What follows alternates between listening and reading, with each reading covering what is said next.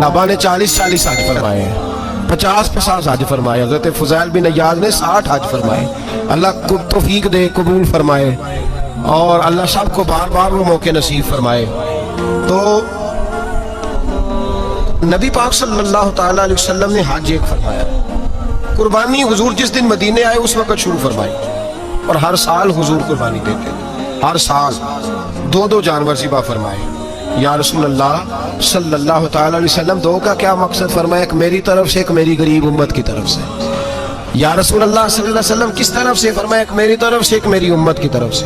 کبھی فرمایا ایک میری طرف سے، ایک میرے اہل بیت اور میری امت کی طرف سے۔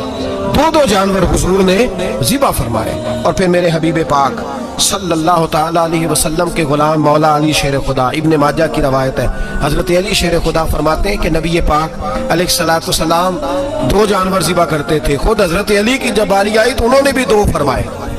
تو صحابہ نے پوچھا کہ علی 2 کیوں؟ 2 کس لیے؟ تو حضرت علی رضی اللہ تعالیٰ عنہ فرمانے لگے مجھے میرے حبیب نے وصیت فرمائی تھی کہ علی تو نے 2 کرنے، ایک اپنی طرف سے کیا کرنا، ایک میری طرف سے کرنا۔ تو میں ایک اپنی طرف سے دیتا ہوں، ایک اپنے نبی پاک کی طرف سے دیتا ہوں صلی اللہ علیہ۔ 2 جانور۔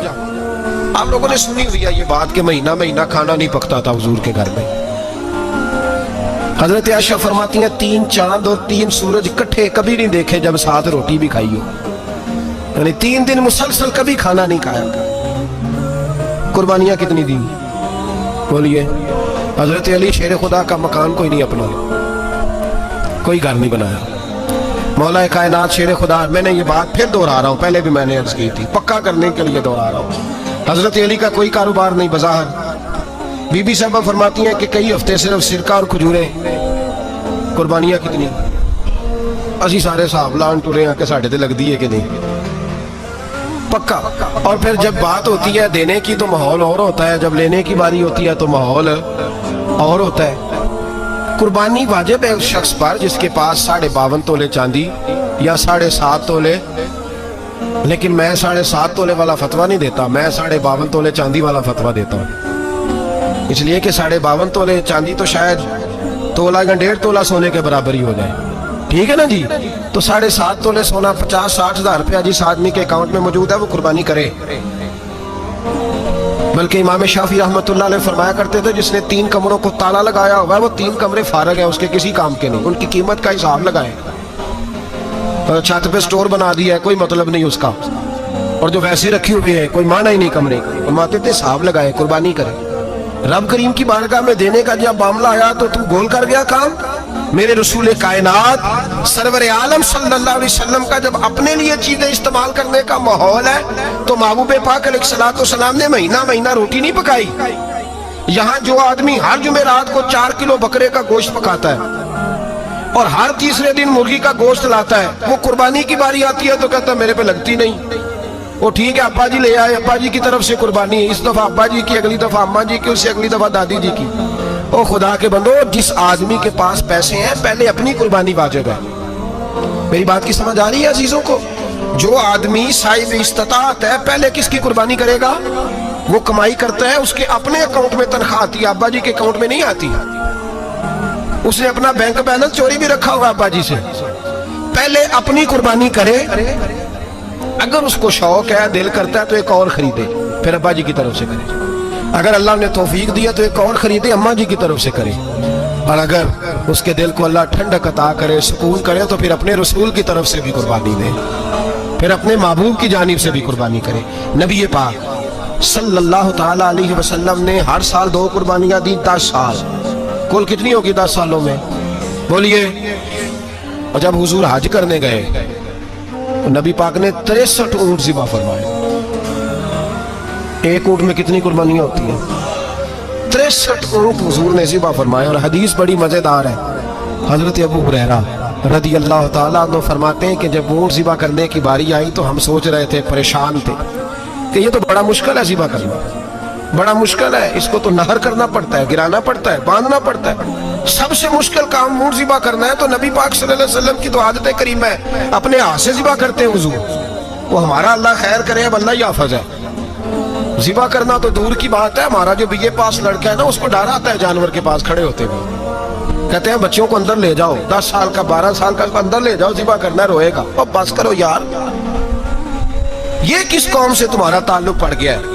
हमारे तो 12 और 14 साल के मुअव्वज़ और मुआद अबू जहल की गर्दन काट के रख दिया करते थे, और तू बच्चा बकरा ज़िबा करने से डरा रहा है। इसको खड़ा कर ला के, कुर्बानी तो जिहाद की ट्रेनिंग है, वो खड़ा कर। इसको कहा बेटा यहाँ खड़ा हो, अल्लाह के रास्ते में बकरे की गर्दन काटनी है। अगर कोई शख्स खुदा रसूल के दीन की मुखालफत करे, कुफर का झंडा उठाए, तो उसकी गर्दन भी काटनी है। ये ट्रेनिंग है बच्चों के लिए। यहाँ अजीब माहौल है, डर लग रहा है, पीछे हट जाओ। और जिस साहब की कुर्बानी है वो भी कोई 1.5 किलोमीटर के फासले पे खड़े हैं, दूर खड़े होकर देख रहे हैं। नफीस ही बड़े हैं जनाब, लतीफ ही बड़े हैं। कपड़ों को कोई कतरा खून का लग गया तो बड़ी मुसीबत बन जाएगी। और अमीर आदमी, उसका तो घर कसाई ने खुद फोन किया है कि साहब सबसे पहले मैं आपके घर आऊंगा। उसको पता है कि मुंह मांगी कीमत मिलेगी। मेहरबानी फरमाए, कुर्बानी मेरे रसूल पाक सल्लल्लाहु अलैहि वसल्लम से ज्यादा नफासत वाली तबीयत किसी की नहीं। सहाबा कहते हैं इतना हसीन महबूब का अंदाज था कि कभी कपड़ों पे मक्खी भी नहीं बैठी थी।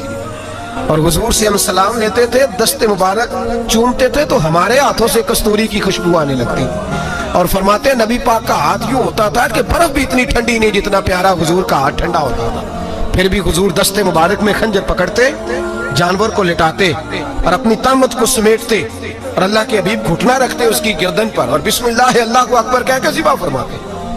हुजूर खुद दस्ते मुबारक से, तू इतना ज्यादा नाजुक मिजाज हो गया है कि अब ये वाली सुन्नत अदा करना मुश्किल हो गया तेरे लिए। 63 ऊंट है। और सहाबा किराम अलैहिम रिदवान फरमाते हैं कि हाल ये है, हम सोच रहे हैं कैसे ज़िबा करेंगे, क्या करेंगे, कैसे गिराएंगे। और नबी पाक सल्लल्लाहु अलैहि वसल्लम कहते हैं हम अभी सोच में ही थे कि हुजूर ने छुरी पकड़ी। खंजर जब हुजूर ने उठाया तो फरमाते हैं ऊंट दौड़ता हुआ आया और नबी पाक के सामने आके लेट गया। फरमाते हैं अल्लाह के रसूल ने बिस्मिल्लाह अल्लाहु अकबर कह के ज़िबा किया, उसने टांग भी कोई नहीं हिलाई, पैर भी कोई नहीं हिलाया। वो किसी शायर ने बड़ी अजीब बात कही थी, उसने कहा फंसी जो दाम में बुलबुल तो लगी यूं कहने, करेगा कत्ल किया तूने जब असीर मुझे, कबाब शम्मा के शोले पे कीजियो सयाद, शक्ल गुल नजर आए दमे अखीर मुझे। वो कहते हैं बुलबुल, वो शिकारी, सयाद शिकारी, शिकारी ने पकड़ लिया बुलबुल को, तो सयाद से बुलबुल कहने लगी तूने पकड़ा है तो कत्ल तो करेगा ही ना, खाएगा तो सही, एक मेरी मिन्नत है। शिकारी कहने लगा वो क्या? तो बुलबुल कहने लगी जब तू मुझे ज़िबा करे ना और पकाए तो मुझे फूल से बड़ी मोहब्बत है। इस तरह करना, कोयले इतने ज्यादा दहकाना, इस कदर ज्यादा आग जलाना कि उनकी शक्ल गुलाब के फूल की तरह सुर्ख हो जाए। तो जब तू मुझे उन पर जलाएगा तो मुझे तकलीफ नहीं होगी, इसलिए कि महबूब का चेहरा जो सामने आ जाएगा, मुझे तकलीफ नहीं होगी। फंसी जो दाम में बुलबुल तो लगी यूं कहने, करेगा कत्ल किया तूने जब असीर मुझे, कबाब शम्मा के शोले पे कीजियो सयाद, और शक्ल गुल नजर आए दमे अखीर मुझे। आला हज़रत बरेलवी अलैहि रहमा फरमाया करते थे, फरमाते थे बड़ी तकलीफ होगी, बड़ी तकलीफ होगी जब जान निकलेगी। रवायतों में आता है जिस तरह बारीक दुपट्टा झाड़ियों पे डाला जाए, खींचा जाए तो फट जाता है, यूं तकलीफ होगी। पर फरमाने लगे रसूलुल्लाह के गुलाम को कोई तकलीफ नहीं होगी। हुजूर क्यों? फरमाया इसलिए कि जब जान निकलने लगेगी तो सामने जलवाए बद्दुहाद आ जाएगा। हुजूर के जलवे होते रहेंगे तो पता ही नहीं चलेगा जान कैसे निकल गई। फंसी जो दाम में बुलबुल, तो सहाबा फरमाते हैं कि ऊंट दौड़ता हुआ आया, हुजूर के सामने आके लेटा, नबी पाक ने ज़िबा फरमाया और फरमाते हाथ धो गई। हुजूर ने तवज्जो फरमाई तो दूसरा दौड़ता हुआ आ गया, तीसरा आ गया। हजरत अबू हुरैरा फरमाया करते ऊंट एक दूसरे को धक्के देते थे, पीछे हट जा, पहले मैंने जाना है, पहले मैंने जाना है। 63 ऊंट वादिये मिना में हज के मौके पर मेरे रसूल पाक ने दस्ते मुबारक से ज़िबा फरमाए। हर कुर्बानी हुजूर ने अपने हाथों से फरमाई। कुर्बानी वाजिबाते दीन में से, जरूरियाते दीन में से, और कोई इतना लंबा चौड़ा मसला नहीं। बहुत सारी चीजों को खुद ब खुद मुश्किल कर लेते हैं। टीवी पे खबर आती है फैसलाबाद के 2 बैल हैं, भोलू और डोलू, पता नहीं कितने मन उनका वजन है। उनसे पूछा जा रहा है कि भोलू डोलू खाते क्या है? तो कहते हैं बादाम खाते हैं, मक्खन खाते हैं। ये जनाब पता नहीं इनको दूध कितने किलो रोज पीते हैं। और भोलू डोलू बेचारे से खुद नहीं चला जा रहा, लग ऐसे रहे जैसे वो खुद कह रहे हैं मेहरबानी करो हमें ज़िबा कर लो, अब तो उठा बैठा भी नहीं जा रहा। ओ खुदा के बंदो, दीन की असल हकीकत को समझो। یہ تو حضور نے فرمایا خوبصورت جانور لاؤ، یہ کس حدیث میں آیا ہے کہ اسے بادام کھلاؤ؟ آج لوگ انسانوں کو روٹی نہیں مل رہی اور جانوروں کو بادام کھلا رہے ہو کو کھانے۔ اس کے حصے میں جو اللہ نے شے رکھی ہے نا وہ چارہ ہے، اس کو چارہ کھلاؤ اور اچھے طریقے سے پیٹ بھر کے کھلاؤ۔ جانور کو پیٹ بھر کے چارہ کھلایا جائے تو جتنی اس کی طبیعت ہوتی ہے اس حساب سے وہ صحت مند ہو جاتا ہے۔ باقی یہ تو آپ کسی شخص کو اتنا کھلا دیں کہ اس کا پیٹ اتنا بڑا ہو جائے، پھول جائے، تو وہ بیچارہ تکلیف میں آئے گا کہ نہیں آئے گا؟ یہ کس قسم کا ماحول ہے؟ ایک بکرا بکا ہے لاہور میں اور سیٹھوں نے شرطیں لگائی ہوئی ہیں، میں 5 لاکھ کا لایا ہوں تو میں 9 لاکھ کا۔ یہ کیا چکر ہوا؟ اور اتنا کھلایا جی اس کو فلاں چیز، یہ کس نے کہا ہے کھلانے کا؟ بادام کھانا کس حدیث میں آیا؟ کس صحابی نے اپنے بکرے کو بادام کھلائے؟ کس نے مکھن کھلایا؟ کس نے پیڑے کھلائے؟ بس کرو، عجیب تماشا لگ گیا۔ اور یہاں تو اتنی بری حالت ہو گئی ہے کہ عورتیں ناچنے لگی ہیں قربانی کے جانوروں کے آگے، بیبیاں بیچنے لگی ہیں۔ اللہ کے غضب کو آواز نہ دو، یہ قربانی ہے کہ ہر چیز کا، مذہب کی ہر شے کا مذاق بنا دیا ہے۔ جس دین نے عورت کی اپنی قربانی بھی ہو تو اس کو ذبح کرنے کی اجازت نہیں دی، مرد ذبح کرے گا۔ جو دین کہتا ہے کہ عورت ذبح نہیں کرے گی، وہ عورت بیچ سکتی ہے اللہ کے جانور؟ یہاں جس کا میں نے رمضان میں بھی کہا تھا، پھر بات دہراتا ہوں، سارا سال ناچتے گاتے ہیں اور عید کا موقع آتا ہے تو 2-4 مولوی بٹھا کے وہ دین سکھانا شروع کر دیتے ہیں۔ کوئی پتہ ہی نہیں، کوئی خبر ہی نہیں۔ جس بوتل میں کل تک شراب بک رہی تھی اسی میں دودھ پلاؤ گے؟ جس برتن میں کل تک پیشاب تھا اس میں آج لوگوں کو شہد پلاؤ گے؟ بس کرو، یہ مذاق نہیں، یہ رسول اللہ کا دین ہے۔ نبی پاک سید عالم صلی اللہ تعالی علیہ وآلہ وسلم نے کوئی ذمہ عورت کے کوئی چیز نہیں لگائی ایسی جس میں اسے مردوں کے ساتھ شامل ہونا پڑے، اور عورت سمجھ ہی نہیں رہی کہ یہ اس کی تذلیل ہے، عزت نہیں۔ صابن بک رہا ہے تو ساتھ بی بی کھڑی ہے، شیمپو بک رہا ہے تو عورت اس کی جو ہے وہ ایڈ دے رہی ہے۔ یہ عزت ہے عورت کی؟ رسوا کر دیا تم نے ہر شے میں عورت۔ اب قربانی کا جانور بھی بی بی بیچے گی؟ غیرت کہاں گئی اس قوم کی؟ میرے رسول پاک سرور دو عالم صلی اللہ تعالی علیہ وسلم کو کسی نے آ کے کہا فلاں قبیلے کے لوگوں نے عورت کو سربراہ بنایا ہے، عورت کو آگے لگا لیا، فرمایا تباہ ہو گئے وہ لوگ انہوں نے عورتوں کو اپنے آگے پیشوا بنا لیا۔ جس رب نے عورت کو نبوت نہیں دی، امامت کرنے کا حق نہیں دیا، کس چکر میں لوگ پڑ گئے؟ 5 لاکھ کا جانور کس لیے لائے ہو؟ 5 لاکھ کا تفاخر کے لیے، دکھانے کے لیے؟ تو اگر 50,000 کا 60,000 کا بھی جانور لاتا تو اچھا آ جاتا، اور 50,000 کا جانور لائے تو 5 لاکھ میں کتنے آتے ہیں؟ بولے تو 10 جانور ذبح ہوں گے تو کتنے غریبوں تک گوشت جائے گا، کتنے گھروں کا بھلا ہوگا؟ ہر چیز کا چکر الٹا کر دیا گیا ہے۔ اور یہ صرف حج کے لیے ہوتی تو میرے رسول پاک ہر سال قربانی نہ کرتا، اور میرے نبی پاک قربانی دینے کا حکم۔ ایک اور بات بڑی لوگ پوچھنے لگے، کہتے جی گائے کی ہوتی ہے، بھینس کی بھی ہوتی ہے کہ نہیں؟ چلو جی اب نئی بات نکل آئی۔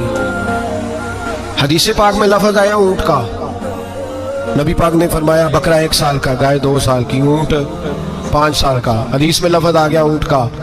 آپ کو بندہ کہے پہلے بتائیں نر کا کہ مادہ کا، تو میں کدھر سے آپ کو حدیث نکال کے دوں جس میں نر بھی اور مادہ علیحدہ علیحدہ ہو؟ حدیث پاک میں ذکر آ گیا دمبے کا، مینڈے کا۔ اب باقی جو سارے جاگ رہے ہیں نا، غور فرمائیں، باقی ایک بکرا ہے، ایک چھترا ہے، ایک دمبا ہے، ایک دیسی بکرا ہے، ایک پہاڑی بکرا ہے، تو علیحدہ علیحدہ لفظ کہاں سے نکال کے دیے جائیں؟ یہ ساری انواع ہیں، اقسام ہیں، نوع ہیں۔ اسی طرح بھینس بھی گائے کی ایک قسم ہے۔ امام اعظم ابو حنیفہ فرماتے ہیں النوع منہ، یہ اس کی ایک قسم ہے، نوع میں سے ہے، گائے کی نوع میں سے ہے۔ آپ عام لفظ بولتے ہیں تو کہتے ہیں بکرا، چھترا، گائے، بھینس، عام لفظ ہے نا۔ تو جب گائے کہہ دیا تو آپ کو بندہ کہے گائے آیا تو پہلے بتائیں گائے تو ہے تو اس میں بیل شامل ہے کہ نہیں؟ تو گائے کی جتنی قسمیں ہیں نا، ہمارے محدثین بھینس کو گائے میں شامل کرتے ہیں۔ بھینس گائے کی ایک قسم ہے۔ تو نبی پاک صلی اللہ علیہ وسلم نے جب گائے کا لفظ استعمال کیا تو بھینس اس کے اندر آ گئی۔ تو اگر گائے کی قربانی جائز ہے تو بھینس کی قربانی بھی جائز ہے، اگر بیل کی قربانی جائز ہے تو کٹے کی قربانی بھی 100% جائز ہے، اس کے اندر 7 حصے ڈالے جائیں گے، اسے قربان کیا جائے گا، یہ جائز ہے۔ اگر آپ صریح لفظ نکال کے دکھانے کو کہیں گے تو پھر تو بڑی چیزوں میں لوگ الجھ جائیں گے۔ پھر کیسے نکالا جائے گا خسی کی جائز ہے کہ نہیں, جو خسی نہیں اس کی جائز ہے کہ نہیں, فلاں کی. تو ان تفصیلات, ہاں بہت ساری چیزوں کی تفصیلات حدیث میں ہیں لیکن ساری چیزوں کی موجود نہیں. اس لیے میرے عزیز یاد رکھیں, بھینس کی قربانی بھی ہوگی, گائے کی بھی ہوگی, بیل کی بھی ہوگی, کٹے کی بھی ہوگی. جن کی نہیں ان کی نہیں. ہم نے کبھی کہا ہرن کی قربانی بھی ہوگی یا مرغی کی قربانی بھی ہوگی. تو حدیث مبارکہ کے اندر جو چیزیں موجود ہیں ان کی جتنی اقسام ہیں ان سب کی قربانی کرنا ہاں جائز ہے. اور میرے نبی پاک صلی اللہ علیہ وسلم نے فرمایا جانور خوبصورت ہو, لنگڑا نہ ہو, کانا نہ ہو, زخمی نہ ہو, خوبصورت جانور لاؤ, اس کو لا کے ذبح کرو. لوگ کہتے ہیں چلو اتنے پیسے اللہ کے راستے میں دے دیں, تو یہ کافی نہیں کافی. مسلم شریف میں, بخاری شریف میں میرے نبی پاک سید عالم صلی اللہ تعالی علیہ وسلم نے فرمایا 10 ذی الحج کو اللہ کی نظر میں ابن آدم کا سب سے پسندیدہ عمل. لیکن نا 10 ذی الحج کو, کل 10 ذی الحج ہے تو بڑے کام ہوں گے. فجر کی نماز بھی ہوگی, تکبیرات تشریق بھی پڑھی جائیں گی. آج فجر سے شروع ہو گئی نا, 9 کی فجر سے لے کر 13 کی عصر تک تکبیرات تشریق پڑھی جائیں گی. اللہ اکبر, اللہ اکبر, لا الہ الا اللہ, واللہ اکبر, اللہ اکبر وللہ الحمد, اللہ اکبر, اللہ اکبر, لا الہ الا اللہ, واللہ اکبر, اللہ اکبر وللہ الحمد, اللہ اکبر, اللہ اکبر, لا الہ الا اللہ, واللہ اکبر, اللہ اکبر وللہ الحمد. کوشش کریں جب بھی پڑھیں 3 بار پڑھیں. تکبیرات تشریق بھی پڑھی جائیں گی, فجر کی نماز بھی کل ہوگی, عید کی نماز بھی ہوگی, لوگ اور بھی کوئی ذکر اذکار کریں گے. لیکن میرے نبی پاک صلی اللہ علیہ وسلم نے فرمایا 10 ذی الحج کو اللہ کو اپنے بندے کا جو کام سب سے زیادہ پسند ہے وہ یہ ہے کہ وہ اللہ کے راستے میں جانور کا خون بہائے. حالانکہ نمازیں بھی ہیں, اذکار بھی ہیں, تکبیرات بھی ہیں, سارا کچھ ہے, پر اللہ کو سب سے زیادہ کیا پسند ہے؟ جانور کو قربان کرنا. یہ اللہ کو بڑے خوبصورت لفظ نبی پاک علیہ السلام نے فرمایا قربانی کا جانور قیامت کے دن اپنے سینگوں اور کھروں سمیت آئے گا, اور جس نے قربانی کی ہوگی اس کی بخشش کروا کے اسے جنت میں لے کر جائے گا. تو فرمایا ابن آدم کا سب سے پسندیدہ عمل یہ, سب سے پسندیدہ, کہ وہ 10 ذی الحج کو قربانی کریں, کوشش کریں خود ذبح کریں اپنا جانور. یہ حضور کی سنت ہے. یہ نہ ہو سکے تو نبی پاک صلی اللہ علیہ وسلم نے اپنے ہاتھوں سے ذبح کرنے لگے حضرت فاطمہ کا جانور. تو فرمایا فاطمہ ادھر آ کے اس کے پاس کھڑی ہو جاؤ, میں تمہارا جانور ذبح کرنے لگا ہوں. اپنے جانور کے پاس کھڑے ہوں. میرے جو بھائی ذبح کرنے کا کام کرتے ہیں نا, قصاب ہم کہتے ہیں, سارے قصاب نہیں ہوتے, بہت سارے لوگ یہ سعادت حاصل کرتے ہیں اور بڑے نیکی کا کام کرتے ہیں. اللہ انہیں بڑی بہترین جزا عطا فرمائے گا, بڑا خیر کا کام کرتے ہیں. لیکن چونکہ رش ہوتا ہے ایسے لوگوں کے پاس, تھوڑی جلدی بھی ہوتی ہے. پہلی تو کوشش کریں تکبیر خود ڈالیں, یہ نہیں ہو سکتا تو قریب کھڑے ہوں. ہمارے ہاں ایک رواج یہ بھی ہے کہ 2 بندے ہاتھ رکھتے ہیں. ذبح وہ کر رہا ہوتا ہے تو جس کی قربانی ہوتی ہے اس کو کہتے ہیں تو بھی ساتھ ہاتھ رکھ, ہوتا ہے نا جی بہت ساری جگہوں. اب حکم یہ ہے شریعت اسلامیہ کا کہ جب جانور ذبح کریں گے تو پڑھیں گے بسم اللہ اللہ, بسم اللہ اللہ. ہاں نبی پاک صلی اللہ علیہ وسلم نے لمبی دعا پڑھی, صحابہ بھی لمبی دعا, انی وجہت وجہی للذی فطر السماوات والارض حنیفا وما انا من المشرکین, یہ بھی پڑھا. اور پھر میرے رسول پاک صلی اللہ علیہ وسلم نے یہ بھی کہا کہ اللہ میری طرف سے قبول فرما, میری امت, میری اہل بیت کی طرف سے قبول فرما. صحابہ جب جانور ذبح کرنے لگتے پہلے یہ دعا پڑھتے, پھر کہتے اللہم تقبل منا کما تقبلتا خلیل کا ابراہیم علیہ السلام وتقبلتا حبیب کا محمد صلی اللہ علیہ وسلم, اے اللہ ہم سے بھی قبول فرما جیسے تو نے حضرت ابراہیم سے قبول فرمائی اور جیسے اپنے حبیب حضرت محمد صلی اللہ علیہ وسلم سے قبول. یہ ساری دعا پڑھیں. اور جب جانور ذبح کرنے لگے تو پھر پڑھیں بسم اللہ اللہ, بسم اللہ اللہ. اچھا 2 آدمیوں نے ہاتھ رکھا ہوا ہے, 2 آدمی. اب اگر ایک نے بھی نہ پڑھی بسم اللہ اللہ اکبر تو جانور حلال نہیں ہوگا, دونوں کو پڑھنا پڑے گا. یہ مسئلہ یاد رکھنا. ایک اور بات بھی بتا دیں آپ, وہ بھی آپ نے یاد رکھنی ہے. قربانی کے بڑے جانور میں کتنے حصے ہوتے ہیں؟ 7. اب 7 حصوں میں 7 کی نیت قربانی کی ہونی چاہیے. 7 کی 6 حصے ڈال گئے, جو چلے تھوڑے سے زیادہ امیر لوگ نہیں تھے, نارمل تھے, انہوں نے 6 حصے ڈال لیے. 7واں امیر آدمی تھا, اس کو جا کے کہا یار ایک حصہ نہیں مل رہا, تو چل تو نے تو 2-3 بکرے لیے ہوئے ہیں, تو بھی شامل ہو جا. اس نے پہلے تو کہا نہیں یار میں نے اب لے لیا. پھر جب اصرار کیا تو کہا چلو ٹھیک ہے بڑے گوشت کا قیمہ کرا لیں گے. तो इस तरह करो, डाल लो मेरा भी हिस्सा। अब 6 की नीयत कुर्बानी की, 7वें की गोश्त की, किसी की भी कुर्बानी नहीं होगी, गए सारे। अब उसके लिए शर्त क्या है कि उसको भी आप, असल में हमें मसाइल नहीं आते, ना हम सीखते हैं ना पता करते हैं, फिर खराबी होती है। अब उससे कहें कि यार कुर्बानी से पहले पहले अपनी नीयत का इरादा कर, अपनी नीयत का इरादा कर, बता तेरी नीयत क्या है, अगर गलत है तो सही कर ले, ताकि सबकी कुर्बानी तू बता। ये जो तू रख रहा है कुर्बानी, तो किसकी कुर्बानी कर रहा है? दादाजी के नाम की, अब्बा जी के नाम की, अपने पीर के नाम की, उस्ताद के नाम की, या रसूल पाक सल्लल्लाहु अलैहि वसल्लम के नाम, नबी पाक के नाम? उससे पूछें, और जो वो नीयत बताए उस नीयत की दुआ होगी, उसकी तरफ से कहा जाएगा अल्लाह उसकी तरफ से इसे कबूल। मेरी बात की समझ आ रही है मेरे अजीजों को? और इस इरादे के साथ कुर्बानी, अगर एक की भी नीयत खराब हो गई तो मसला बिगड़ गया। इसलिए इन मसाइल को, और नबी पाक के नाम की जो कुर्बानी होगी, सुभान अल्लाह, मैं करामात का ज्यादा कायल नहीं, हम करामात के नहीं, कैफियत के कायल हैं, कैफियत के। और दीन वैसे भी लफ्जों का नाम नहीं, कैफियत का नाम है। मेरे अस्सा फरमाया करते थे, हम करामत से ज्यादा कैफियत के कायल हैं। अगर मुरीद सारी जिंदगी करामतें सुनाता रहे और कभी उसे मदीने जाने का शौक ही पैदा ना हो, कभी नबी पाक के नाम पे आंसू ना आए, तो फिर करामत का फायदा नहीं, कैफियत तो मिली नहीं उसे, हम कैफियत। इसी तरह हम नजराने के नहीं, नजर आने के कायल हैं। तो भाई ये याद रख ले, कैफियत का नाम दीन है, नबी पाक के नाम की कुर्बानी। मैं कायल तो नहीं करामत का, लेकिन एक बात मैंने अपने एक उस्तादों से, बुजुर्गों से सुनी है, मेरा दिल करता है वो सुना दूं आपको। और बुजुर्गों का कौल है, असल रंग जो मैं अर्ज कर रहा हूँ उसी रंग में इसको रखिएगा, और जिस हद तक मैं बात कर रहा हूँ उसी हद तक रखिएगा। अब हर आदमी के पास मोबाइल होता है, फौरन बात रिकॉर्ड होती है, फौरन मीडिया पे जाती है, फौरन लोग कमेंट्स करते हैं। तो भाई जिस हद तक सुनाऊं उसी हद तक रखिएगा।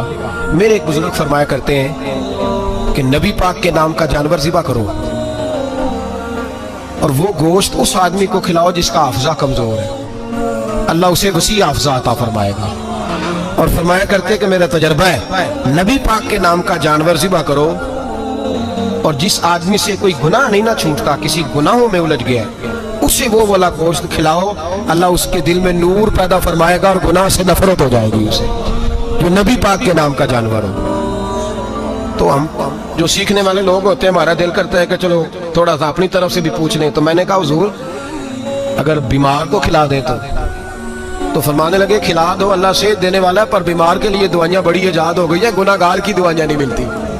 बीमारों की दुआएं बड़ी हैं, गुनाहगारों की नहीं मिलती। गुनाहगार को खिलाओ, इसलिए कि जो चीज मुस्तफा के नाम से मंसूब हो जाती है, रब उसकी बड़ी कदर फरमाता है, अल्लाह उसकी बड़ी कदर करता है। जो चीज नबी पाक के नाम से मंसूब हो जाती है, अल्लाह उसकी बड़ी कदर फरमाता है। मेरे नबी पाक अलैहिस्सलाम ने फरमाया, मेरा कलमा पढ़ने वाला मोमिन जब दोज़ख से गुजरेगा तो दोज़ख कहेगी जल्दी जल्दी गुजर जा, जल्दी जल्दी। जहन्नम की आग कहेगी जल्दी जल्दी गुजर जा, जल्दी।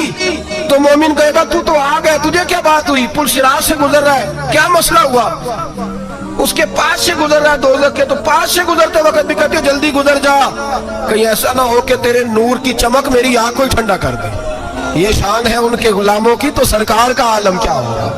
तो मेरे रसूल पाक अलैहिस्सलाम से जो शय मंसूब हो जाती है, उसकी अल्लाह बड़ी कदर फरमाता है, जभी तो हमारी कदर है। अल्लाह फरमाता है कुन तुम खैरा उम्मतिन, तुम जिस तरह के भी हो सबसे अफजल, इसलिए कि मेरे मोहम्मद का कलमा जो पढ़ते हो सल्लल्लाहु अलैहि।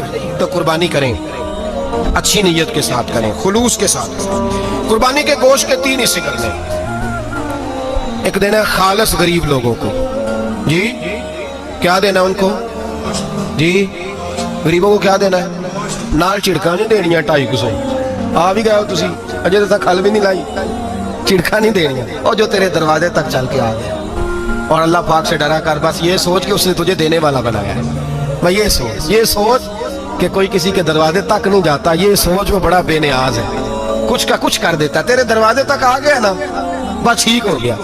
तू समझ कि उसने तुझे बड़ी इज्जत दी है, तेरे दरवाजे तक छापर लेके आया, झिड़के ना दे, उते बह जा, तू आ भी गया है, ऐसे ना कर, ऐसे ना कर, बिल्कुल। बस जो आ गया ना उसको इज्जत दे, वकार दे। गरीब को गोश्त देना है, साथ झिड़के नहीं देनी। और उसको बड़ी अजीब बात है, चौधरी साहब बैठे हुए हैं, 2 पंखे चल रहे हैं, और उन्होंने जनाब बड़ा सोफा रखा हुआ है, اور टप में गोश्त रखा हुआ है और गरीब आदमी लाइनों में लगे हुए हैं, थोड़ी देर के बाद में चाय पीनी चाहिए। बस कर यार बस कर, बेपरवाही वेख सज्जन दी जिथे किसे दी पेश ना जावे, उन्हें ताजा वाले दर दर रोले ते मंगते तख्त बिठावे, डर उसकी बेनियाजी से। देख जो तेरे दरवाजे तक आ गया, बस आ गया, इतना ही काफी है, इतना ही काफी है, और इसी पे इक्तिफा कर। और कसाई से भी मेरी गुजारिश है कि फटाफट ज़िबा करना है, अगले घर भी जाना है।